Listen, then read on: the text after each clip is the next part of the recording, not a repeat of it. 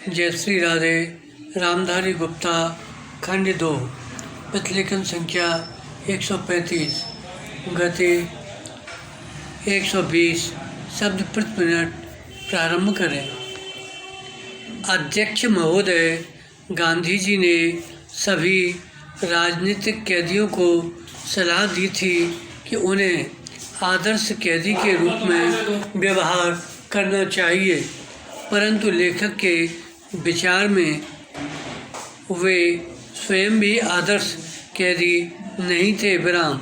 इस शताब्दी के पहले 2 दशकों में भारत की जेल हमारी संकल्पनाओं के नर्क से काफ़ी मिलती जुलती थी।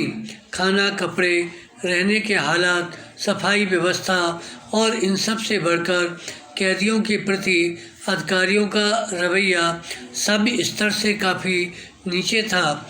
जेल कोड के अंतर्गत जो थोड़ी बहुत दवा की गई थी, वह जेल के अधिकारियों के गैर कानूनी और अमानवीय रवैये के कारण समाप्त हो जाती थी। राजनीतिक कैदी यह कार्य अपने ऊपर स्वयं लाद लेते थे और स्वेच्छा से तकलीफ़ें उठाकर अधिकारियों के विरुद्ध कठिनाइयाँ उत्पन्न करते थे, ताकि सरकार को मजबूरन जेल के हालात में सुधार करना पड़े।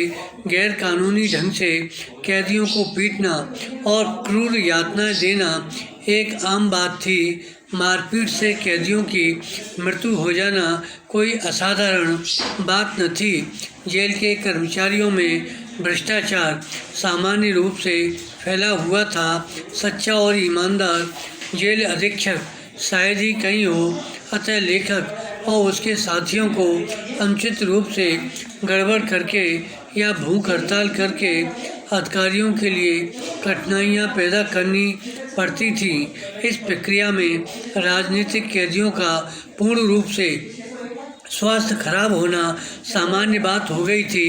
इस प्रकार विश्व युद्ध के दौरान जेलों की हालात में कुछ सुधार हुआ, क्योंकि उस समय विभिन्न जेलों में बड़ी संख्या में राजनीतिक कैदी रखे गए थे। एक प्रकार से वे जानबूझकर कठिनाइयाँ पैदा करने वाले थे और निश्चित रूप से आदर्श कैदी न थे। स्वयं गांधी जी ने अधिकारियों के लिए कठिनाइयाँ पैदा की जब भी उन्हें कैद किया गया। पैरा।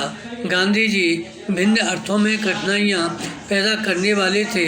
जब भी उनको जेल में रखा गया, वे जेल में आने के तत्काल बाद सरकार को मुख्य रूप से राजनीतिक मामलों पर, परंतु प्रायः जेल के हालात पर भी पत्र लिखने शुरू कर देते। जब 9 अगस्त 1942 को उनको गिरफ्तार किया गया तो उनको पूना के निकट आगा खां महल में ले जाया गया। उनके अन्य साथियों, कार्यकारिणी समिति के सदस्यों को अहमदाबाद के किले में नज़रबंद के लिए ले जाया गया। गांधी जी और अन्य कांग्रेसी नेताओं को एक विशेष रेलगाड़ी से चिंचबड़ स्टेशन ले जाया गया। वहाँ 2 दलों को अलग अलग कर दिया गया। गांधी जी आगा खां महल में 9 अगस्त को सवेरे पहुँचे। कांग्रेस जनों को अपनी अंतिम सलाह उन्होंने प्यारेलाल को इस प्रकार लिखाई थी। अहिंसा में विश्वास रखने वाले स्वतंत्रता के हर सिपाही को चाहिए कि वह करो या मरो का नारा लिखे और इसे अपने कपड़ों पर लगा दे, ताकि यदि सत्याग्रह में उसकी मृत्यु हो जाए तो उसे सत्याग्रही और अहिंसा में विश्वास रखने वाले के रूप में पहचान लिया जाए। विराम। देश के नाम उनके ये अंतिम अनुदेश थे।